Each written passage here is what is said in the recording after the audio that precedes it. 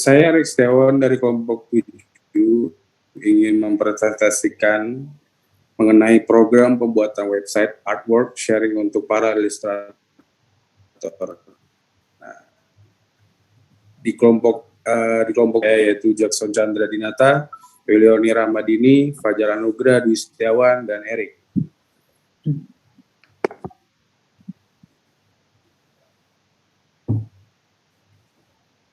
Next. Kalau bangun jam 5 bangun aja.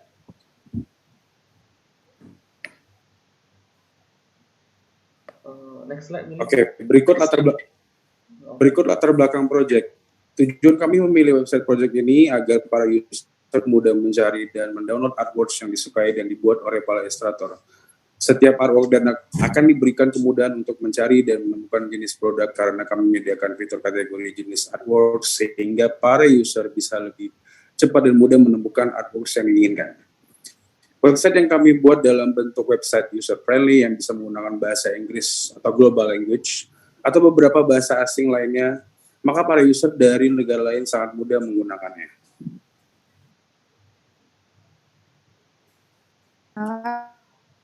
Oke, selanjutnya akan lanjut dengan saya akan menjelaskan tentang tahap perancangan website. Yang pertama yaitu membuat flowchart atau praproduksi. Yang kedua mengetik coding, desain UI atau UX, dan hosting sebuah website. Yang ketiga yaitu melakukan evaluasi pada website atau post produksi. Oke, selanjutnya saya akan menjelaskan tentang Bootstrap. Kami menggunakan Bootstrap dikarenakan Bootstrap memiliki fitur template web design yang dirancang untuk mempermudah pengguna dalam menggunakan webnya. Tujuan untuk membuat website responsif dan mobile first. Jadi, semua elemen antar muka website dipastikan bisa bekerja secara optimal di semua ukuran layar, baik desktop maupun perangkat seluler.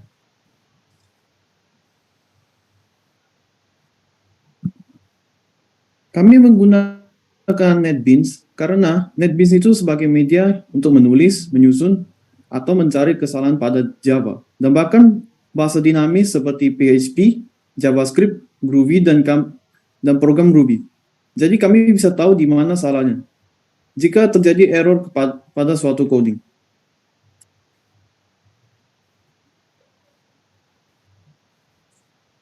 Oke. Sekarang adalah bagian flowchart. Selanjutnya akan kami presentasikan perancangan flowchart kami untuk website artwork sharing. Next.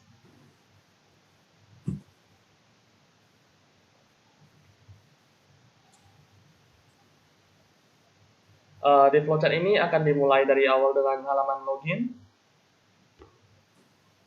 Di halaman login ada sign up or login, jadi dikasih opsi gitu atau mau langsung masuk secara request, dan sign login itu ada kan fitur input username dan password. Setelah itu akan dipilih apakah diterimakan oleh database atau tidak. Kalau tidak itu bisa jadi kayak termasuk ada case sensitifnya juga dalam penulisan username password. Jika tidak, ada kembalikan ke fitur isi datanya. Kalau jika ada berhasil akan masuk ke database. Setelah itu kalau kita nextkan ke fokus utamanya nih, menu utamanya. Menu utama ada 5 kategori dalam artwork. Yang pertama mockup, vectors, photos, illustration, and text effect. Dan selain itu, para user boleh menjadi kayak sebuah ilustrator untuk menguploadkan karya pada website ini, yaitu ada fitur upload dulu, pilih file yang udah didesainkan, udah diinput, habis itu akan dikasih kedua kali ngecek apakah udah betul file ini yang akan di file atau artwork ini akan di share atau upload di website ini. Kalau jika udah akan menunggu kalau udah sukses dan akan masuk ke server, sehingga akhirnya adalah akan masuk ke database. Dan para user ini setelah kalau ada temu artwork yang dia inginkan, dia ada 3 opsi. Boleh kayak memberi komentar atau saran, atau kita boleh kayak melihatkan autornya dulu, kayak mirip e-commerce, boleh lihat dari autornya ada artwork lain nggak. Selain itu kita boleh mendownloadkan. Dan kadang ada sebagian artwork itu ada yang free dan ada yang bayar. Kalau mungkin ada yang sebagian yang belum bagus, harus bayar dulu baru boleh di-downloadkan. Nah, next.